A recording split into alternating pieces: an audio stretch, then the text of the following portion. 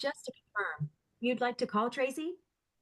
No, Okay, I won't do it. Who do you want to call? nobody. No problem. I won't. I don't know what that was. Am I That was recording? awesome. Okay, I'm recording. Okay.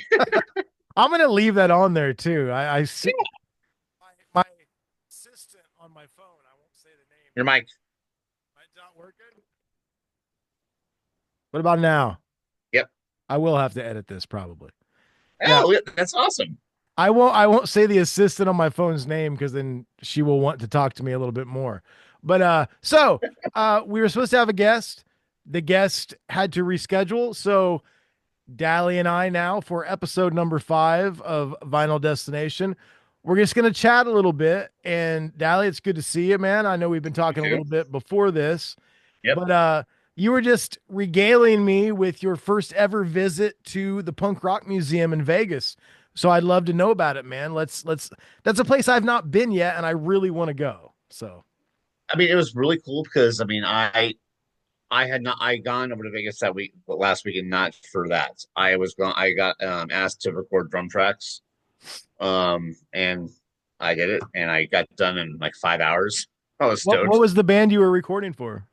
My buddy Adam Siegel and his band Suburban Resistance. So he had hit me up about going out there and recording. So um, I did 10 songs in like 5 hours. It was awesome. Um, Because you're the goat, man. thank you, but no, I'm not. But thank you. I There was always actually a tell lot I of always tell Matt Morris, I'm like, be more like Dally. You got to play more like Dally. Shout out to Matt. I love Matt. Matt's amazing. Um, but no, he we had a day off. We had a whole extra day. And he goes, "You want to go to the Punk Rock Museum?" I said, "I've never been, so yeah, well, let's go." And he's got like a life. I guess he has a lifetime membership there. I mean, if you live in Vegas, I know that they change out exhibits and stuff, so I think it'd be worth it. Oh, absolutely. I mean, I wasn't really sure. I mean, I'd seen the building, Yeah. before. I never like how. I mean, but how long is this tour going to be? Like 5 minutes? Because it's small, but it's looks sort of deceiving. So I was really excited about it because I mean, as soon as I walked in, it was like basically like kind of like their store. And the first thing I saw, and I had to buy it right then and there, was a vinyl of Physical Fatness, and I'm like, oh, I Oh love that record. shit. Was it like the anniversary like colored version or something? I haven't even opened it yet. Oh yeah, it probably is. But I mean, it's also got one of my favorite Good Riddance songs on their stand. This That was never I, it was never released. this mic is being a bitch. Hold on. Can you hear me still?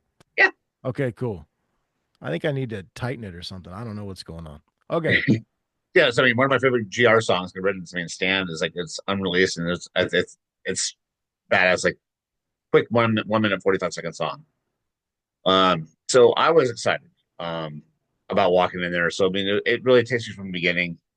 You walk in, there's a big, huge portrait of like the Tony Sly tribute album, and it's got quotes from him. And I mean, it's really, really detailed and very, very awesome. But you walk in and basically just start from the beginning, and it explains like, okay, where this part of the scene is from, and um, I I think I spent like 3.5 hours there. Just because there was so many things. I mean, there was so many like nook and crannies you have to like watch out for and like see. It shows Dee Ramone's ring, or his necklace. Um, so I mean, you like walk in, like that's the first thing you see is like you just start seeing the old stuff like CBGBs and um, that kind of stuff. It was really really cool to see that. So Was it did you feel like it I've had some people that said there was quite a big fat influence there. Like it covers all punk. I don't know. My buddy was like, "Oh yeah, there's all these different fat things." It felt like it was like catering to fat, but the stuff I've seen on the internet doesn't seem like that. It seems like it's all eras and everything. I didn't see anything from Fat until towards the end. Yeah. I mean, basically what I loved about it was like, I mean, basically you walked in, you saw stuff from the UK stuff. I mean, they had a whole wall just for the Clash itself. Yeah. Um, Even though they're not technically punk, even though I consider the most punk rock band ever, was I mean, they had a whole thing for Motorhead and Lemmy. I Um, I mean that's man, that's a point of contention because yeah, they're a punk band. I mean, yeah, come on. they're Motorhead. So Yeah. I mean, they They're always everything. They're metal bands love them, punk bands love them, like everybody loves them. live by their own. They've lived and played by their own rules. How much more punk rock can you get? Dude, I've got a friend who listens to nothing but country music, and Uh huh. he's having his first daughter, and they want to name her Lemon, which I think is kind of a sweet, cool name for a little girl. Yeah, I've never that's really heard cool. it. It's kind of Yeah. interesting. But I said to him, I'm like, "Are you gonna call her Lemmy?" And he was like, I don't know, maybe. And like he didn't get it because he's never listened to Motorhead. And then I was like, "Can I call her Lemmy?" And he's like, "You can call her whatever you want." I'm like, "I'm gonna call her Lemmy." Like I mean, the fat thing was like I mean, it was like fat thing was just a point of contention, part of the tour. I mean, Um, yeah, it's a huge part of punk rock, especially in the yeah, '90s. So I'm sure it needs to be there. As someone that's not been there, I would just hope that it covers everything from like it how does. far back does it go? What does it consider? Are there bands in the '60s and like late '60s, early '70s, like the MC5 or something like that? Like, is that type There's stuff there? points there's points of reference to them. I mean, basically, but I mean, really to me, it really starts with the with like the CBGBs and also the UK kind of stuff. Um, like seeing stuff like the Damned and all that Is there stuff. a picture of Johnny Rotten with like a MAGA hat on? Anything like that? No, damn, that would have been awesome to see that though. Have you seen any of the footage with Sex Pistols with Frank? No, It's freaking great. well, of course, he's awesome anyways. I mean, who else is gonna pull that off except for him? I mean, that's Dude, when we did Warp Tour, we were just talking earlier about the whole Atari thing on Warp Tour. Gallows was on Warp Tour. yeah, And Frank, I mean, they were on the second stage, like the Ernie Ball thing where they had like the Battle of the Bands, and they would play that every day.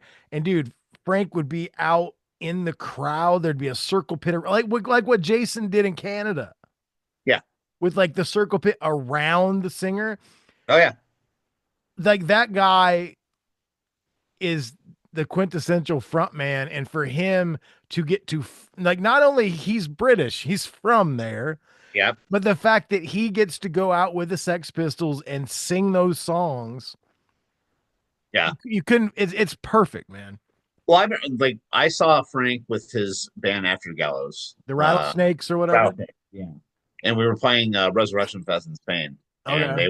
they were on the main stage. Wow. I think they played right before there's a oh my god, what was that? Was a band Province of Rage? Oh yeah, yeah, yeah. With what is that? Chuck D Yeah, and Tom Morello and all that shit. yeah, the guy from Cypress Hill. So they Yeah, played right before yeah. him on the main stage. So it was Frank, Province of Rage, and Kiss were on the last three bands on the main stage. So That's pretty but we rad. yeah, we were sandwiched right between them on the side stage. So I got to watch. I got to actually watch all the bands. So, Dude, the but thing yeah, is, like, side tangent from that. Have you heard the new Kill Switch record? I love it. It's fucking great. Those guys have been the most consistent band. And when you're talking about, like Frank taking over for Sex Pistols, he's the only guy that could do it. I feel like when Jesse left initially and Howard came on, Yeah, Howard was the only one that could have done it. And then when Howard left and Jesse came back, it's like they've had two singers and not missed a beat. They are the modern day AC/DC. Only if Bon Scott would have come back. yeah, yeah. Right. Well, I mean, I don't think. I mean, some people might know this, but I mean, my son is a huge Killswitch Engage fan. He is growing his hair out just because the bass player headbangs, so he wants to headbang the Killswitch Engage. I am now getting over that record because I have to play that album every day for him. The new record, Yeah, he plays it every day. My son, yeah, who's 6. that's pretty rad. Yeah, Dude, my son fell asleep. Okay, we have this thing every Saturday, and I like bet myself that it's not gonna happen. He always asks me, when does Saturday Night Live start? And I'm like 11:30, buddy. It starts at 11:30. And sometimes he'll stay up till at least like the cold open and then he'll fall asleep. But most of the time he's asleep on the couch and I watch it by myself. Last night, Lady Gaga was hosting. I was pretty stoked because she's normally pretty good on there. Yeah. And Silas, like about 9 o'clock, he's like, when does Saturday Night Live start? And I'm like, 11:30. And then by 10 o'clock, he was asleep with his iPad in front of him. And I looked at his iPad. He was listening to And Justice for All. I was so stoked. No influence of me. I didn't say listen to it. He's been listening to like Eminem and stuff. And just Wow. like I don't even know why, but I glanced over and he's got YouTube music and I saw the big cover of Lady Justice. I'm like, that's my kid, man, listening to some Justice for All. Did you learn how to play bass to it? Oh wait, never mind. I mean, yeah, he already knows how to play bass to it, which there's no bass on it. Dude, I will tell you one thing though. Like, I love that record. In the production, say whatever you want, but it's ingrained in my head of how it sounds, so I'm not really bothered by it.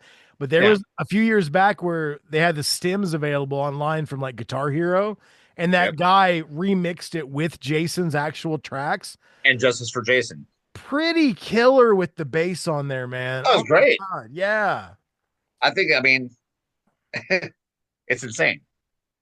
But it's like it's yeah, I mean I love that record too. I probably own it on vinyl. Do you know what I think that's cool about, and now this is another tangent, we'll get back to the Punk Rock Museum, but the fact that I can bring up Kill Switch and you're like, yeah, you and I, even though like we're good buddies and we talk all the time, it still amazes me. Like there are some bands that maybe we don't intersect on, Yeah, but then so much that we do. Like, because I mean, like we're both punk rockers, but I love metal. me too. It's like I mean well that's my my childhood was Yeah. metal. And I mean, think about modern metal bands. Who writes better melodies than Killswitch Engage? Well, see, I mean, here's the thing. I have respect for a lot of the bands out there. I mean, I respect Lamb of God, but the thing is, I need melody. That's why I'm not a big Slayer guy. I love some of the guitar stuff, but Yeah, I need something to latch on to, you know? yeah, and that's the thing is, I mean, it's you don't get that. I need melody. I want a guitar solo. It's kind of like the song within the song. Well, dude, You that's know, why like people have made fun of me in the past because I have a love for screamo, like that mid 2000s screamo stuff. It's not because I had swoopy grandma hair and I wore girl pants or anything. It's because they got super heavy and technical, and then there'd be this beautiful melodic chorus. You know what I mean? Like that spoke to me because it was the two pieces of music that I love the most: heavy, intense, yeah, technical stuff, and then really pretty vocals. That's why I love Alexis on Fire so much because they do everything. everything, everything. I mean, that's. I mean, that's. I think that's one of the things that's been misunderstood about all this stuff.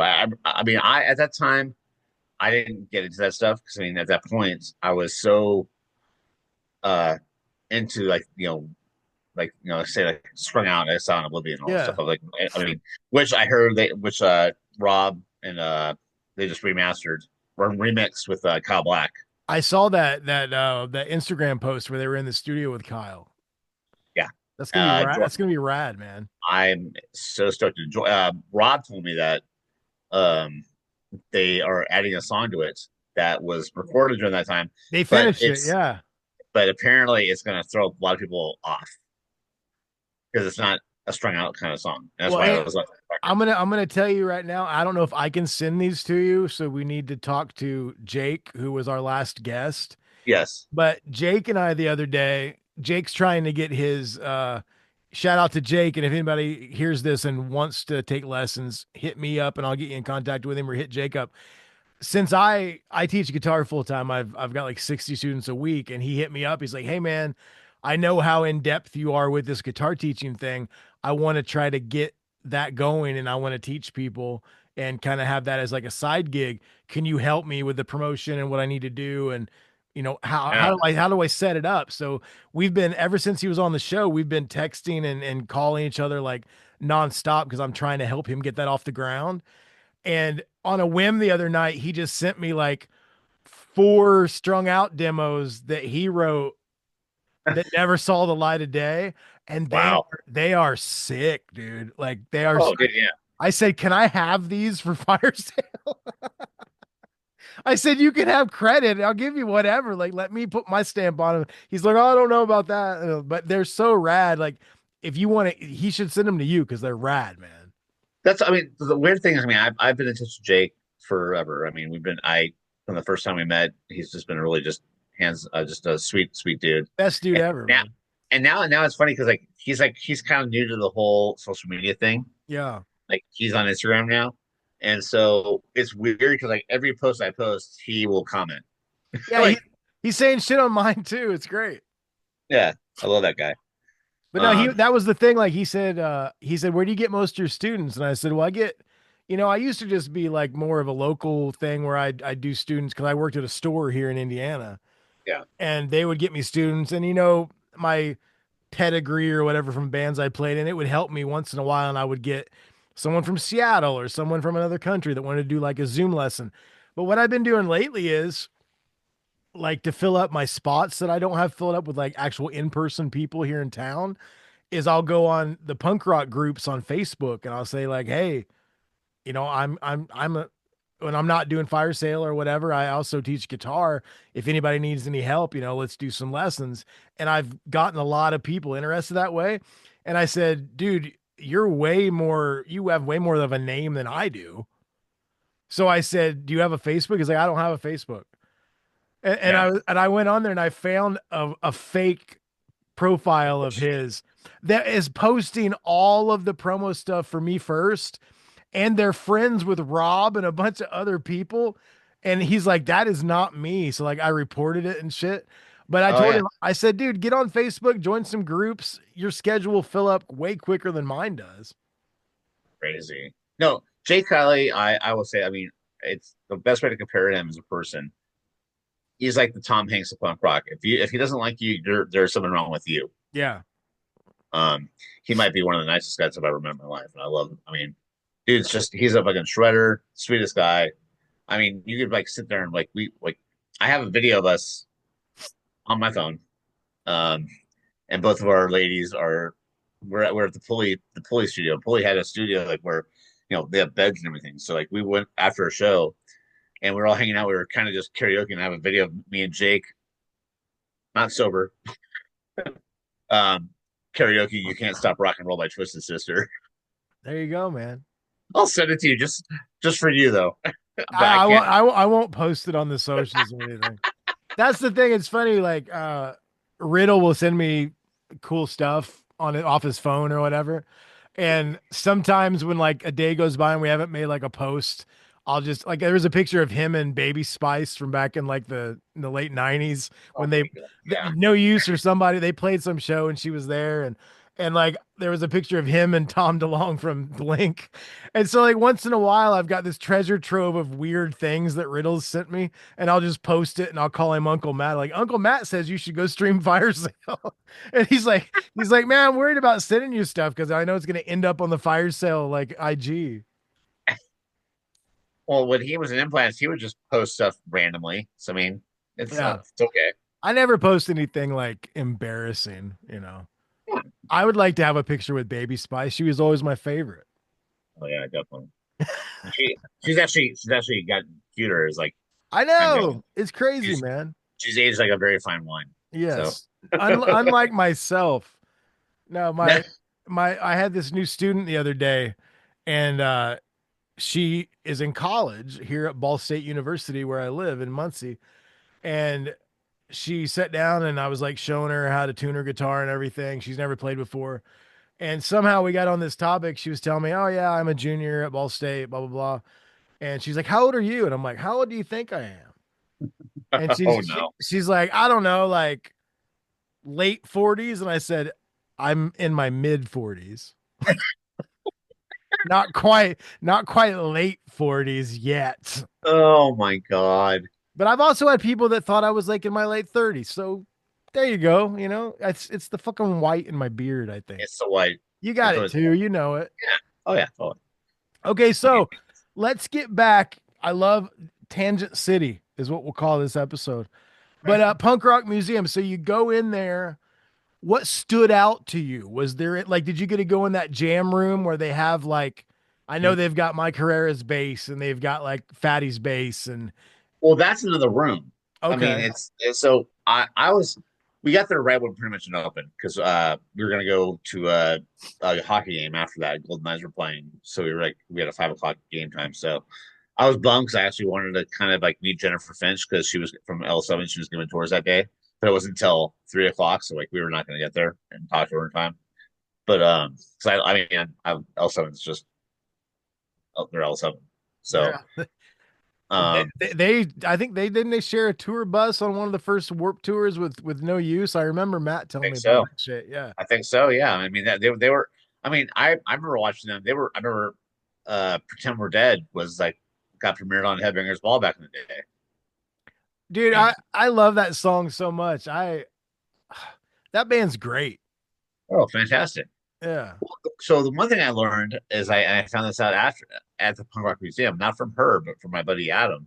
So you know that the whole album Live Through This was like their big breakthrough record.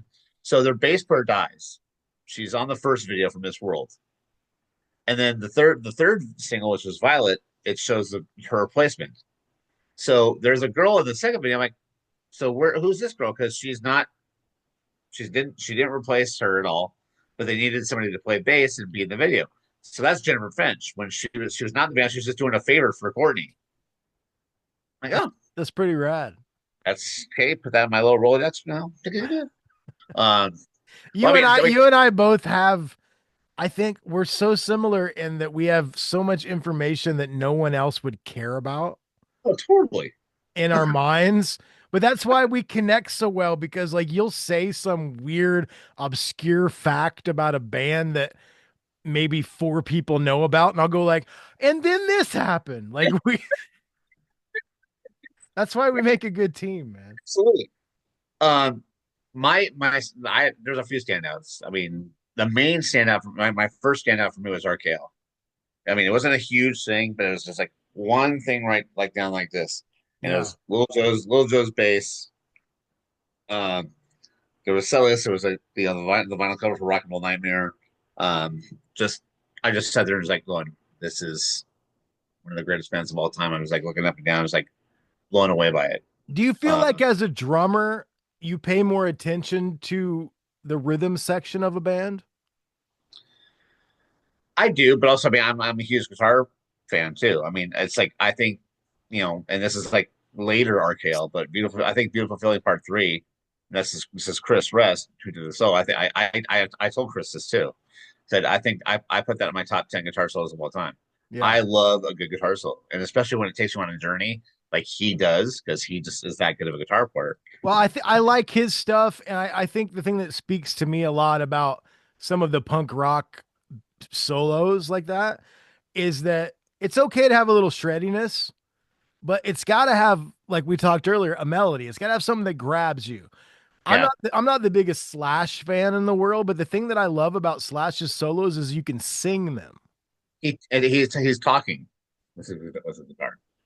Those the new like, and this is old man up on my stand yelling at kids to get off my yard or off my lawn, but like when I love new modern guitar players, there's all the shred guys like Tim Henson and all those guys, but to me it's just plinks and sweeps and there's like nothing.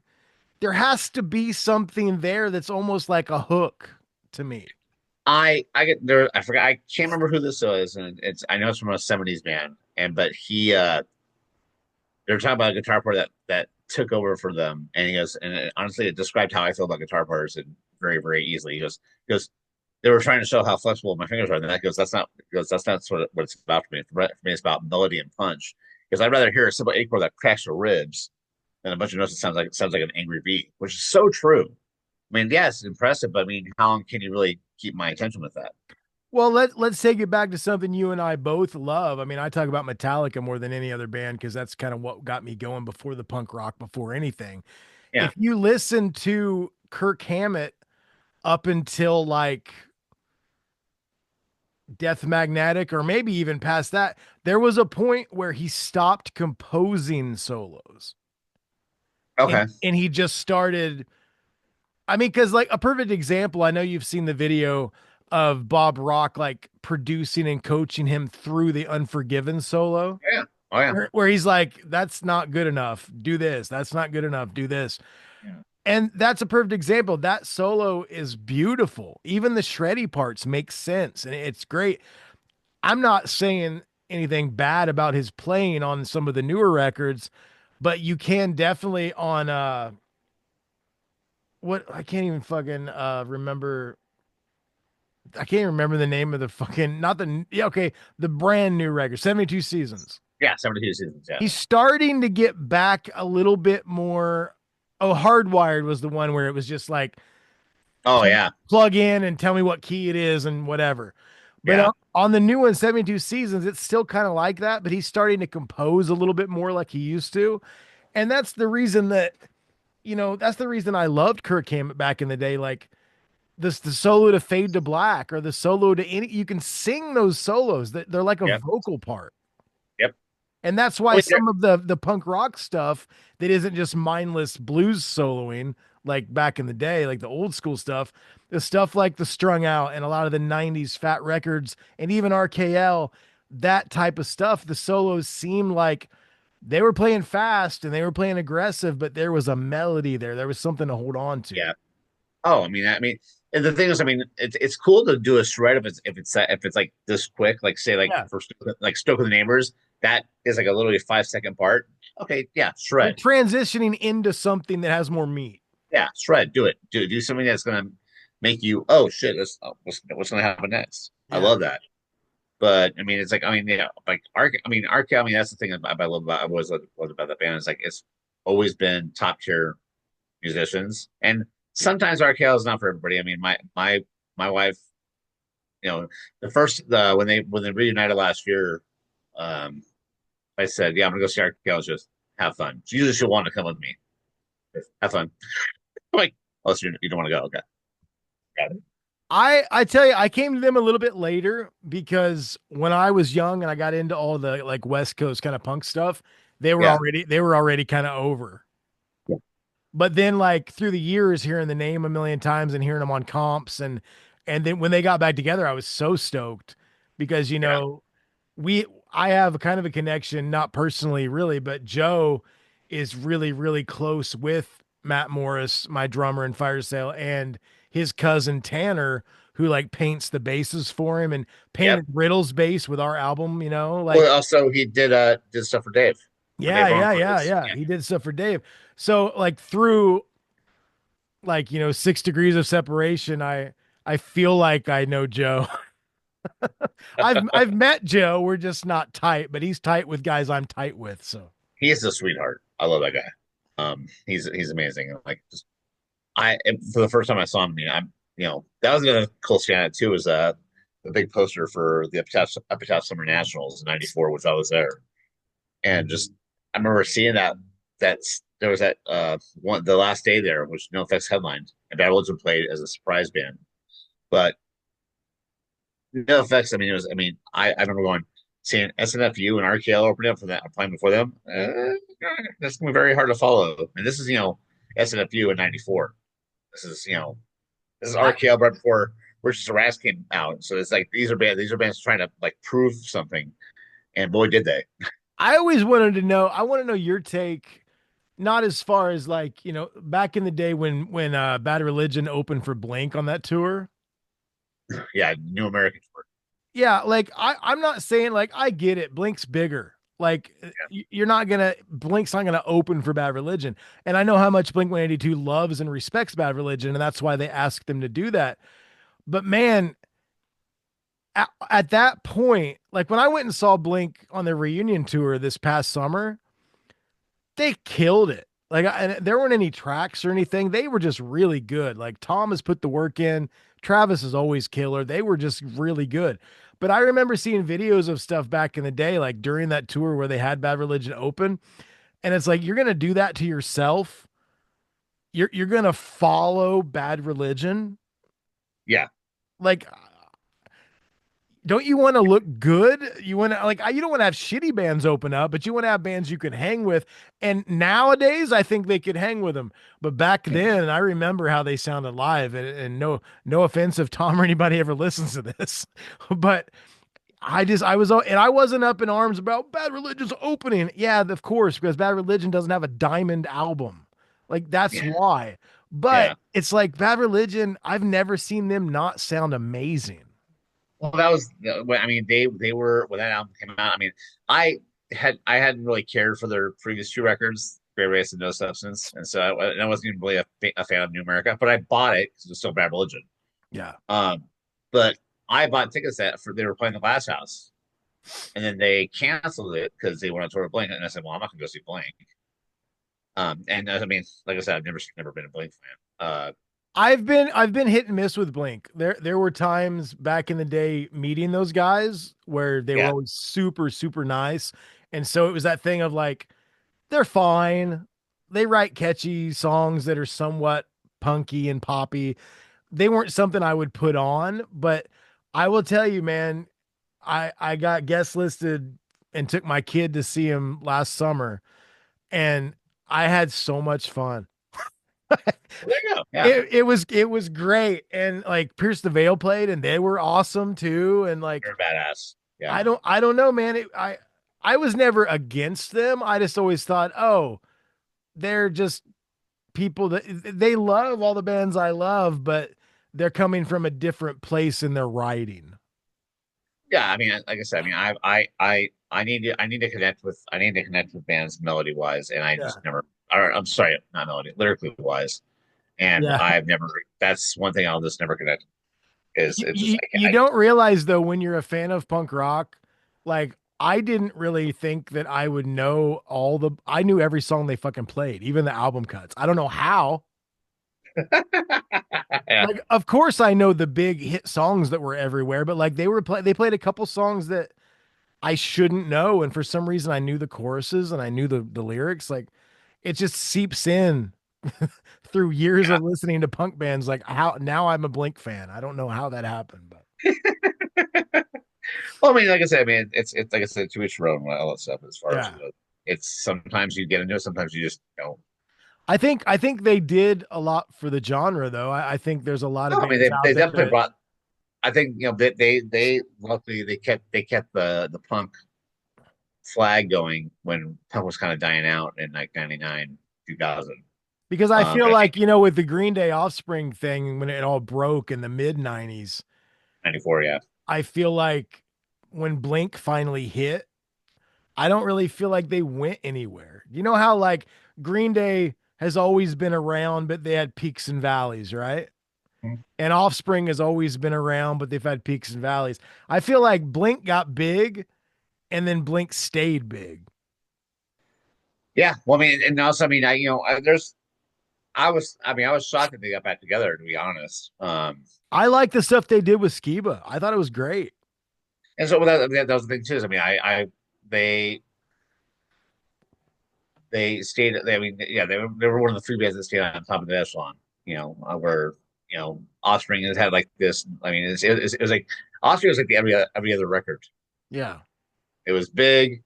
The next thing, the Outbreak came out and it went platinum, but it was not nearly as much a smash. And all of a sudden, American Kind comes out and it becomes huge. And then they Conspiracy, whatever it was, came out after that and it did nothing. So it's fickle. I mean, it's just the way. I mean, it's the way America has always been. What are your thoughts on Green Day? Because I'll tell you kind of what I think. I've always been a fan. Like I remember getting Kerplunk before Dookie came out in like a $5 bin. I Yeah, didn't I didn't know who they were. I just thought the cover looked cool and I got it. yeah, But I loved Kerplunk. I loved Dookie. I love Nimrod. I kind of lost it after that. And then I came back when they got big again with American Idiot. I'm like, oh wow, yeah, the Green Day's back. I feel like with Green Day that I think out of all of those punk bands that got big around that time, I feel like Billy Joe's a really good songwriter. absolutely. Well, my here's my thing. So you have to understand when I'm gonna be 48 in a couple months, basically. So when 94, that summer of 94, that was right before my senior year of high school, Yeah, and I I was a had sophomore, yeah. So we're like in the same area, but you're older a little bit. yes, I mean I got asked, but I had gotten into punk in 1987, and punk was not cool at all in 1987. I See, went to go see in Descendants. '87, I was listening to Metallica, I think that's the first year that my uncle gave me Master of Puppets, a year after it came out. Well, I mean, I was listening to metal and then all that stuff, but I mean, I mean, I found punk rock, and What punk rock were you into first, like at that point? Sedis was the first band I ever heard. Okay. I went, I went had, I'm not gonna say his name because I don't talk to him anymore, but the guy who helped create me with my mom, he couldn't get a babysitter, and my mom was out of town, so he had to take me to go see Descendants at the Fender's Ballroom in May of '87. So I was actually 9, and I think the first song they played was Coolidge, Wow. and so I fell in love right then and there. And within like the next couple of years, I had a neighbor that would make me mixtapes back in the day. Back in the day, so I fell in love with like the 7 Seconds, um, Descendants. You know, he had given me um it was like just the Decline of Western Civilization soundtrack, and so that version of Black Flag, I always say Chavo is my favorite singer for Black Flag because the energy I felt of that him doing those songs was like it matched for everybody else. He was like in his own little world. But I got like I got into the '90s stuff and all eventually and all this stuff, and so when Green Day blew up, I had already liked Green Day. I mean, I one of the first songs I ever heard was for Plonk, who wrote Colvin Caulfield, which I think is one of the best ever Great. pop punk songs ever. So when Dookie came out and it blew up, I got called a sellout because I liked it. I said, Yeah. like songs are good songs, and I said, and Green Day, Kirk Plunk, it's the exact same thing as this. They didn't change their sound. You want to know what a good idea of a sellout is? Go hear Sugar Ray before they broke. They didn't sound anything like that. They were heavy, and then they fly. I'm like, that's not that's in my mind a sellout. Dude, Murphy was on my podcast and we talked about the whole Sugar Ray thing, and he even admitted it. He's like, Fly was a joke. Yeah, He was like, but the label heard it and they're like, oh well, this is what you are now. And I'm not saying, that they meant to do that or whatever. I understand when you're under that pressure and you write a song that might not be like the rest of your stuff. And then I mean, look at the Plain White Tees with Hey There Delilah. They didn't sound like that. And dude, the Hey There Delilah, I remember talking to one of those guys a while back. I don't even remember where I was at, but he was like, that song ended up being on 4 of our records before it hit. Because people I, like each label that they would work with, like, oh well, that's going to be the hit song, and they kept like putting it on subsequential records, and then it finally hit. So like, I don't know what I would do. I don't think I would ever like wear a costume or change exactly what I'm doing, but I mean, even the Ataris to a degree, like the band got big off a cover song. yeah. It's Well, weird when you think about that kind of stuff because I don't think the guys in Sugar Ray were like, let's completely betray Mean Machine and everything we've written prior. yeah, I think you get caught up in it, and there's all this money and all these suits, and of I don't know. course. Well, I mean, like I said, I mean, in the words of Jim Lindbergh, it's what you do with it. You know, Yeah. but it's like, I mean, Offspring, as far as they go, I didn't really care for them. I, in my What mind, was even your first exposure? Was it Smash or was it Ignition? nothing. Okay, me too. One of the thing was, I have to be a fan of the drummer, and their drummer was never. I mean, no offense to Ron, if you ever hear this, but he wasn't a good Ron drummer. Welty, was that his name, Yeah, right? yeah, Yeah. he just wasn't a good drummer. The album that actually I kind of like loved and I fell in love with them is Ese and the Hombre. I thought that was a fantastic. I thought the most punk rock thing they ever that they ever did is they signed to a major label. Now, if you hear the three main singles from Smash, the ones that they play on MTV, so uh, come out and play, Come out and self esteem, play and gone away, right? and I gotta get away. Or got to get away, yeah. So those are pretty mid tempo songs. They're not really too punk rock. I mean, they're punk rock, but they're mid tempo. They're not fast. They get signed to a major label. The first song they released from that fucking song is "All I Want."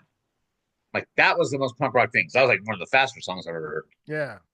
But Mota and Meaning of Life, That album to me had more substance than Smash did. I mean, Smash. The thing was, I liked I liked the title track Smash, which is the last song on the record. I thought What Happened to You was a good song, but I never owned that record. I never bought a Smash. I never bought that record at all. But the thing was, when I came back to school, all of a sudden, punk's the hip thing, and I remember like people that made fun of me for being a punk rock, and they go, "No, Pennywise returning." I'm like, who the hell are you? I said, you got a punk rock during the summer when I've been into this thing for years. At that point, it's already been 7 years into punk rock. So I'm like, who the hell do you think you are? You know, The thing that was cool for me with Offspring is that like I liked them a lot, but I found so many other bands that I liked better through them. I get that. Yeah. Like I remember one of the videos, I don't know if it was Dexter or Noodles had a Pennywise shirt on, and that's how I found out about Pennywise. Yeah. And then I was like, oh, well, this is more me because this is like it's like metal. It makes you want to kill somebody when you listen to it. You know what I mean? Like, Well, to me, in my mind, Dexter had a better ear for other bands. If you hear all the bands that he signed to Nitro, I mean, AFI, Jughead's Revenge. dude, that's Uh, crazy. There was so I mean, Wilhelm Scream. There were so many bands that signed to Nitro that were so good. That Deep Thoughts comp, oh I yeah, still rock that comp in my car that has a CD player. I remember. This was back in the day too. I remember like I was listening to "Shut Your Mouth and Open Your Eyes" from AFI, and I would back in the day, you're like trying to like impress girls, you crank your radio and all that stuff, and a single second was playing, and it goes, "I love that comp." I said, "Comp? Oh, oh, cool." Like I'm listening to the record. The record's amazing. Go listen to it. Dude, compilation culture back in the day, I, I loved it. Like I would find I mean, we've talked about it on the first time we had a little chat on our podcast, but like getting the first Punkorama Yep. and realizing, oh my God, like I've not heard of hardly any of these bands, and then going and buying all that. Like it had to be back in the day if you had a record label and you had a bunch of good bands that would give you one really good song. That was the biggest mark. I remember when fat comps were free sometimes when you would go to like Well, shows. for me, so I love. I'll say the first three punk ramens, but what I like about the fat ones is that they always gave you one to two. Sometimes there was one record where there was one comp where they did all songs that were unreleased by every band on their like Yeah. roster, including the one I co-wrote with Zero Down, Down This Road. But that's one thing I loved about the Fat comps. Like I remember Survival of the Fattest hearing their version of Vincent, No Effects doing Vincent, or hearing California Dreamer from High Standard and all that Yeah. stuff. Uh, it was that's what I loved about the Fat Records ones, is that it was like always like you're gonna throw you a little weird nugget here and there. Dude, just think about that. I mean, and I don't know how deep it all goes with you, but for me, it was like I had fat comps and hopeless comps and all the victory styles and the jade tree comps and I'm just trying. There were so many labels back then that did that, and they were so Yeah. good. Well, that speaking of Hopeless, so that was a cool thing. They had just done a Hopeless section in punk rock in the Punk Rock Museum. Yeah, Um, but I totally, yeah, Epitaph expanded their horizons and they did this stuff. But I think Hopeless is the one who did it all like the most. I mean, because it showed one thing, so you're seeing 88 Fingers of Louie, you're seeing all this other kind of stuff. Then you're seeing Buster Plug, and all of a sudden it goes, well, then Shovelbolt, and it goes all time low, and then they thrice. really, really thrice. I mean, yeah, I they mean, went. thrice was Sub City, but that's still hopeless. They went this. It was like insane. It's like, oh Yeah, my god. And the funny thing was, a friend of mine who works at Punk Rock Museum, I'm not going to name his name because I don't want to get him in trouble. But I guess when Smelly does tours, he's done tours there. So up when you go upstairs to the Punk Rock Museum, it's more the screamo alternative, that kind of stuff. And they walk up. I guess apparently they walk up there. And Smelly goes, "All right, this shit sucks. Let's go back downstairs." I could see Smelly doing that. That's fucking hilarious. But that was like the one thing I loved. I was like, okay, that Well, I sounds mean, like I guess that's the one thing that I really do give Mike and those people credit for, I know a couple other people that, Derek from Sum 41 is an investor. Uh, Mhm. Melanie, Vinny from Les and Jake is an investor too. Vinny Les from Less Than Jake, Pat from Foo Fighters, Nirvana, Pat Smear's an investor. I know Melanie K, she used to do press promo stuff for Fire Sale at the beginning, and she used to work for Fat Canada. She's a big part of it too and does a lot of their like publicity stuff. But I think she also, last time I talked to her, I think she's an investor as well. That the thing that I really kind of I give them props for is that if you're gonna have a punk rock museum, I saw an interview with Fatty where he was like, we had the question, should we include Good Charlotte? Well, yeah, I mean that's a side of it, Yeah, like in some of that mid 2000s screamo-y punky stuff, that's a side of it. To me, I that came know that came from the influence of punk rock. it did. Like you wouldn't have bands like Finch. You wouldn't have bands like Evergreen Terrace, which leans a little more metal. Like Yeah. that's like when you see an interview with Randy from Lamb of God, what's he talking about? He's talking about Bad Brains and Black Flag. He's not talking about Oh Anthrax. yeah. You know what Nope. I mean? Like, and then when you hear that's even better when you hear interviews with Anthrax and Scott's talking about Bad Brains and he's talking like it kind of all comes from one. It's like the Big Bang.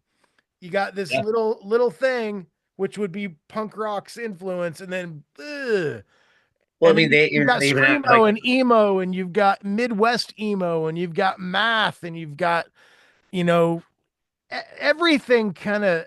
I've never met anybody that didn't like one punk band. well, that I mean that's a really cool part about the museum too. That like I said, I have to go back because I mean I know I missed a lot of stuff, but I mean, dude, the flyers alone. I Yeah, mean, seeing there was one that was like, like Black Flag with Descendants. I'm like, oh my god, with Husker Du. I'm like, oh my god, imagine that show. I was like, I'm like, I wish I could have gone to that one. I wish I could. I mean, I got to see a lot of stuff, getting into punk rock at an early age. But I was four when these amazing Black Flag concerts are happening and all this stuff. yeah. Um, I mean, seeing a lot of like the TS and Will stuff, but like I said, when I got to the fat stuff, I mean, I loved it because it was actually they showed the Pairs contract when they signed to Fat Records about it was I just go to the museum and go see it for yourself. It is hilarious what they kind of mocked their own thing because like Fat Records did a thing. I sent two demos for my old bands back in the day to Fat Records, and they always responded back and they said, "Okay, you guys suck. Um, you're not bad, but you're not good. Uh, not bad. Let us know. Keep on writing songs and sending them to us. Hey, want to sign it? We're like, there was like seven things on there, and so they still had that. They had that contract there that they have for display, which I thought was hilarious. Dude, I'm gonna tell you, my high school band, Chronic Chaos, we sent our second demo to Fat, and we got one of those form letters back, and of course, it said like it was the one that lets you down easy, right? I think that's probably the one most people get because there's no reason to make a band feel bad because you're not going to sign them anyway. So I think it said like you guys are pretty good. We're just not like interested at the moment or whatever. But at the Yeah, bottom it was signed. It was signed Fatty, yeah. and I still have that in my scrapbook. I was like 16 or 17, and I'm like, we didn't get signed, but I got a letter from Fat Mike. Well, and that's the cool thing is I mean, you see all that kind of stuff. I mean, you see uh really cool shit like that. They also have a huge mural of the and now come the wolves thing with Lars, but they also I guess they did one with Tim as well. So they had that next to it, and I Wow. never saw that before. So I'm like, that was rad. Did you play Uh, any of the instruments in that jam room though? no, I just looked around. I they didn't have any drums in the jam room. Well, they have that Um, Pennywise garage thing too, right? yeah, I just looked at it. I mean, it looked like he was about to take a crap, so I like just left it alone because I hit Yeah. way too hard. But that jam room is upstairs, and I saw like basically they have like all these amps and all this stuff. They have these guitars and basses, and I was just looking at that stuff like a piece of art. Um, so I was just enamored with it. It was fantastic, and the cool thing was too, it showed like other bands from like other countries that you don't really think of. So I didn't know what the bands were called. They were bands from like Malaysia and all these other things like that, which is really cool too. So you're giving a look at bands that you might not have ever heard of. Yeah. Um, And the cool thing is, I mean, they have a really nice bar there. Um, and I said, okay, well, I'm gonna get me a Fletcher. And a Fletcher, if you guys don't know what that is, it's Pringles can. the Pringles can. And what they actually do is, so they have a bunch of Pringle cans there, and I'm like, oh, so Pringles like hood them up. No, basically what they do is they open the Pringles up, they put the Pringles in like a like a thing to eat, like for Yeah. appetizers, and then you drink your Fletcher, which is a rum and coke. A And so rum and I coke that's in a Pringles sleeve. oh yeah, and it's nice little salt, nice little salty there. That's crazy, man. But I I want to go really bad. Like I don't know next time I'm gonna be in Vegas. I was thinking about trying to go to punk rock bowling, but I got other stuff this year and I don't know if I can get out there or not. well, so apparently, because like I said, I have a couple of friends there that work there, and I didn't know that they worked there until I got there. But I guess like when we were Young Fest that was happening last year, Yeah. they had like 10,000 people go to that museum over that weekend. I mean, yeah, of course. I mean, it blows me away. And then, of course, punk rock bowling, they go crazy. They step it up with all the people, the guy that tours and all that stuff. I would almost think that those two festivals every year would be enough to keep that place afloat, let alone the amount of tourists that probably like punk. Like, can you imagine if you're not like, you say you're a casual punk fan and you Yeah, go to Vegas, you're like, oh, the Punk Rock Museum, I'll check that out. Like, I yeah. I can't mean, believe it never happened before. yeah. I mean, well, that's I mean, it's a Sunday in March, and there's nothing going on that weekend. Yeah. But was it slammed? No. I actually got to really take my time and look around, but there's people there. It was busy enough to like where the point like where you know I loved it. I mean, it was fantastic. It wasn't on the strip. It was a little bit away from there, but it was fantastic. I loved everything about it. Like they had like cool like stuff like from my old bands and all the stuff. They had a Death by Stereo guitar that was like going, I think like 20 of them were made or whatever like that with the logo on the guitar. They had stuff from Voodoo Glow Skulls and all the stuff there, and it was like really cool like see the stuff that I was part of this band, and oh, this is cool to see that stuff. And I mean, it was a really cool eye opening experience to see like just clothes that people like donated that they used to Yeah. wear, like blondie, there's a blondie shirt there, that she wore. They showed the picture with that too. So it's really, I mean, it was fantastic. I loved it. I love every once in a while. It's happened 4 or 5 times in the last couple years since they opened. Like I'll have a friend that's either on vacation there or maybe someone on tour or whatever, and they'll go and they'll this one time like most of the time it's Atari stuff Yeah. because there'll be like a little I don't know like I know at one point there was one of Chris's picks and I think maybe even one of my picks at one point was there, but there'll be like a Warp Tour schedule or a poster or something that we were on, and my friends will send me those. Like, oh, that's rad. I think maybe a year or two ago, after they opened, they were having like a more of like a Warp Tour type exhibit there, Yeah. and my buddy was out there, and there was actually the schedule from Kansas City for the Kevin Says stage, and my high school band that played a week or two on the tour Yeah. was on the schedule spelled wrong. Oh my God. And I'm like, oh my God, this thing that I started when I was 13 and we did some tours and some stuff and we did Warped, because Kevin was cool and let us do it. But Yeah. it was this feeling of like, there's proof in the punk rock museum that like this thing I did in high school existed.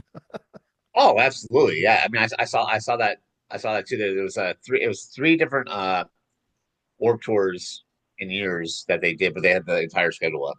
Yeah. It's like, oh my God, look at this. Oh my God, it's amazing. It was so cool to see that. 'Cause, I mean, it was that. I mean, that one was upstairs. That was upstairs, so it was really cool to see all that stuff. But yeah, I mean, like I said, I mean, like I said, I was hesitant. I I had made a point not to go because like I really just it's like you know, eh. Yeah. But I'm really glad I didn't. I wish I would have gone sooner. Um, I I really wish I would have gone earlier when it first like came out because I was blown away and I had to go back because I mean there's stuff I have never seen. Yeah. I'm sure I missed a lot of things too. Um, but you know, I initially saw stuff that caught my eye. I'm like, oh, RKL. Oh my God. Oh, oh, Motorhead right here. So I mean, that stuff I got right away. But I mean, I have to go back and just do more of it in detailed look about everything. So it was fantastic. And I mean, the thing is too, Mike is living in Vegas full time now. So like I've had people that have hit me up that have just been there like on a Tuesday and Mike's chilling. Yeah.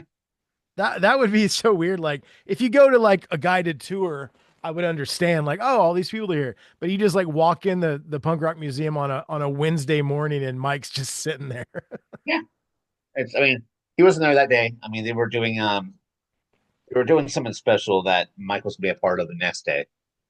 Um, so, but I mean, what I saw like was like, I mean, I basically mean it's like it's cool to see that all these people were like really, you know, really helping raise the flag for this band for this genre. Yeah. It's it's yeah, I highly recommend it to anybody. It's fantastic. Well, everybody out there, make sure to go check out the Punk Rock Museum in Las Vegas. My Yeah. mom is there currently, but I doubt she's gonna go check out the Punk Rock Museum.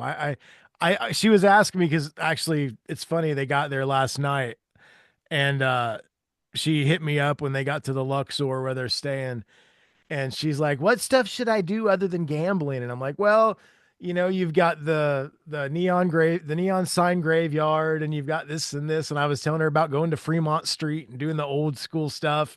And I'm like, "Oh, and you could go to the punk rock museum." And she's like, "I don't know if I'm gonna. If you were with me, I would go."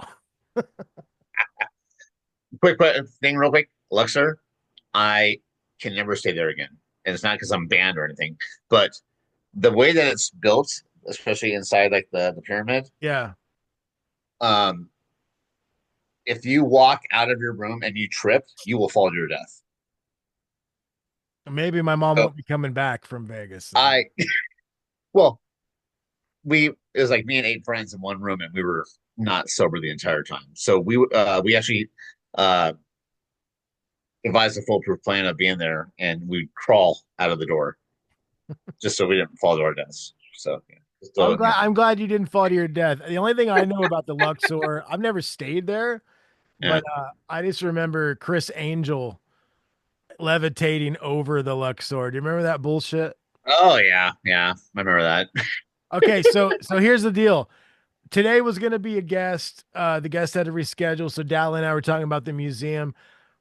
We are going to end this so it's a shorter episode. Maybe we can get the algorithm up. But I do want to tell you, since you talked about the Luxor, and I just mentioned Chris Angel, did you used to watch that show? My girlfriend at the time made me watch it. Okay, well, here's the deal. I have a quick story, and then we're going to end because I want you to hear this story. It's wonderful. Okay. Yeah. So, my old bass player from the Ataris, Brian Nelson, we played Little League together. We're like brothers, right? Yeah. Well, before all the Ataris and before all the stuff, he went to Full Sail University in Florida to learn recording, live sound, all that crap. I was a loser musician that was on tour and never making any money. And so I came home from a tour with one of my shitty bands and I had a little bit of money. So Brian's like, fly down here and hang out for a month. And I'm like, fuck, okay. A flight to Orlando from Indianapolis is like 120 bucks or whatever. Oh So, hell yeah. so I did it. And he was going to school every day and I was sleeping till noon and eating pizza every day and stuff. But one day he had off and he's like, let's go to Universal City Walk and hang Oh out. yeah. So we went there, and when we got there, there was a big commotion, and Chris Angel was filming a special. Oh, shit. Okay. And Uh, so, and Brian and I were kind of dickish punk rock guys back then. Uh, and we both thought he was full of shit. Like I like Magic. I know it's not real, but I enjoy David Copperfield and all that shit, you know? yeah, of course. And so we were there and he comes out and everybody's in like you've seen the specials like man on the street kind of shit with David Blaine that kind Totally. of thing. And so we all had to sign like a release if our face was going to be on the special or whatever. And we made sure that didn't happen, by the way. Yeah. So the whole thing is, and I know you've seen this because other people have done it too. So he's standing there in this weird like suit. They light him on fire. And the whole thing is then there's a guy that's putting him out with a fire extinguisher, and then when they pan up, it's him. He put himself out, right? Oh my gosh. But here's what happens. So we're watching this and we're in the front of all these people. And so they light him on fire. They really do light him on fire. And he's like, ah, and he's running around and he's on fire, but the suit's like a special thing that's not letting him get hurt. And so then they actually say cut. The director says cut. They come over and put him out. He takes off the burnt suit. They lay it on the cement. He puts on different clothes, grabs the fire extinguisher, and then they say action, and he's putting himself out on the ground, and then they zoom up to him like this. Oh my God. And listen, and as soon as we figured out what was going on with the camera going, Brian goes, bullshit, faker, Chris Angel fucking sucks, and like started yelling. And I was kind of like, Brian, what are you doing? I don't want to get arrested. But then I was like, screw this. I hate this guy. So we started yelling and screaming at him Oh my enough, God. enough to like distract him. And they had a boom mic over the crowd for like a reaction, right? You've heard the gasps, whatever it is. Yeah, but instead of the gas, they got me and Brian yelling obscenities at how dumb he is. And they actually like escorted us out. Of course. And then when that special came out on the Discovery Channel or whatever the hell it was on, A&E Yeah. or whatever channel a couple months later, we watched it, and it's really choppy through that whole thing. Oh. I think it's because we caused so much chaos. But I just want Chris Angel, if you're listening, you suck. Yep. You have to use, I know magic's not real, but I've seen other people that do it better, and Uncut. you suck. Yeah. And if you want to fight me, we can do it in Vegas, and you can levitate in, and you suck. So Yeah, maybe you guys could maybe arrange to meet up at the Pennywise garage and fight there. probably, you know what? He's probably not a bad dude, but I don't know, man. I was like, you totally just, were we supposed to think that was cool? No. Were we supposed to go, oh, it's Hollywood? No, man. Like, do a card trick or something where we don't know what's going on. Yeah, exactly. I couldn't agree more. I've never been a fan of his. But it was so, oh, it was just so great because it's like we basically got kicked out of Universal for doing that. But Congratulations. pretty punk rock, right? Funny.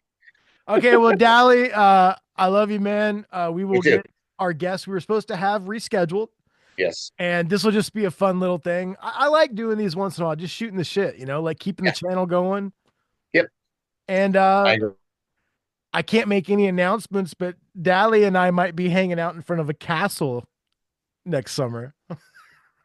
Next summer. No, this summer. This summer. I heard there's a castle there. There is. Okay. Well, we're gonna get Friday, some food. August 1st. Yeah, somewhere with a castle. So, Dally, we're going to hang out in front of the castle. We'll get some food and we'll chill and talk about punk rock stuff without recording it. Exactly. Or maybe we will.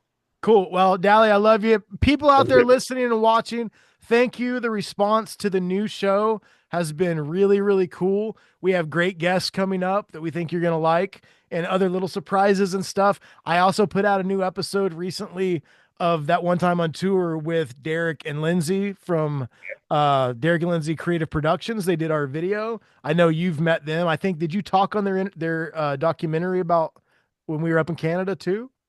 Yeah. Cool. Yeah. So it's all love. It's all a family. Listen to both shows. Hit us up on the socials. I'm at Swiss FTW. You are at Dallyman. On Instagram, yep. And at Vinyl Destination Pod, I think maybe Yep. just Vinyl Destination. Find it. You'll find it. Yeah. But yeah, I'm going to get out of here. Have a good week, and we'll talk soon. Sounds good.